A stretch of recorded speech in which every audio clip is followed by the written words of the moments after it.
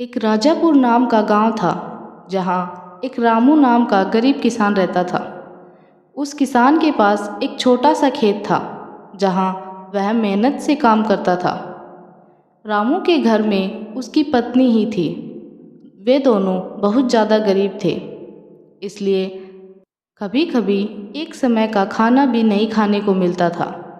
एक बार रामू खेत में खेती कर रहा था कि अचानक से उसका कुदाल एक पत्थर जैसी धातु से टकराया और जोर से आवाज़ आई।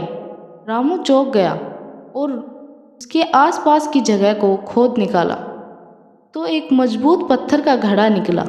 रामू सोचा कि इस घड़े का मैं क्या करूँगा। यह सोचकर उसे सेब के पेड़ के नीचे रख दिया। रामू अपना बाकी का काम करने लगा। दोपहर का समय था। रामू काम करके थक गया था। वह अपना खाना लेकर सेब के पेड़ के नीचे खाने आ गया और उस घड़े में देखा तो पूरा घड़ा सेब से भरा था।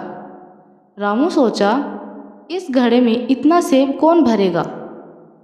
ज़्यादा ध्यान न देते हुए रामू सेब निकाल कर खा लिया और घड़ा बाजू में रख दिया। रामू जब सेब खा रहा था, अचानक से एक सेब घड़े में गिर गया और थोड़ी देर में पूरा घड़ा सेब से भर गया। रामू पूरी तरह चौंक गया और समझ गया कि ये कोई सामान्य घड़ा नहीं है, बल्कि ये कोई जादुई घड़ा है। रामू तुरंत घड़े को लेकर अपने घर चला गया। घर आकर रामू ने अपनी पत्नी को जादुई घड़े के बारे में बताया। उसकी पत्नी रामू पर विश्वास नहीं कर पा रही थी, तो रामू ने एक चावल का टुकड़ा लेकर जादुई घड़े में डाल दिया तो थोड़ी ही देर में पूरा घड़ा चावल से भर गया।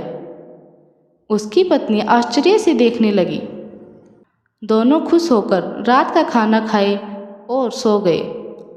सुबह होते ही रामू उस घड़े में सब्जियां डालता और बहुत सारी सब्जियां निकालकर बाजार में बेच आता। इस प्रकार रामू खूब तेजी से मेहनत करके खूब सारा धन कमाया और बड़ा सा बंगला बनवा लिया। गांव के सभी लोग रामू के बारे में चर्चा करने लगे। आखिर कैसे रामू इतना अमीर हो गया। पूरे गांव में रामू के बारे में चर्चा होने लगी।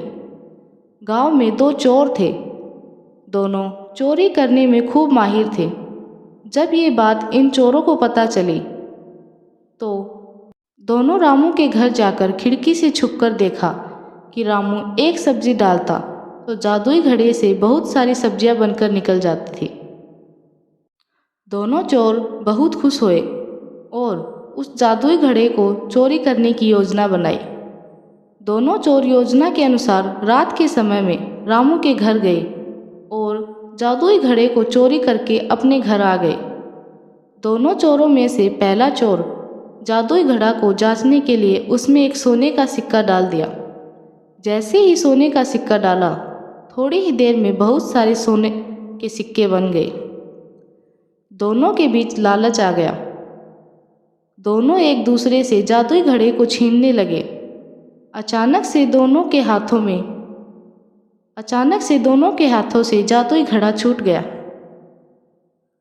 जादुई घड़ा गिरकर टूट गया क्योंकि जादुई घड़ा पूरी तरह से सोने से भरा था, इसलिए गिरते ही टूट गया। इस प्रकार जादुई घड़ा न पहला चोर का हुआ ना ही दूसरा चोर का। दोनों जादुई घड़े से हाथ धो बैठे। इस कहानी से हमें सीख मिलती है, चोरी की वस्तुएं ज़्यादा समय तक नहीं टिकती हैं। इसलिए कहते हैं, कभी भी किसी की वस्तु को चुराना नहीं चाहिए और कभी भी लालच नहीं करना चाहिए। थैंक यू दोस्तों। अगर आपको ये कहानी पसंद आई हो तो प्लीज़ मेरे वीडियो को लाइक एंड शेयर कीजिए और मेरे चैनल को सब्सक्राइब कीजिए।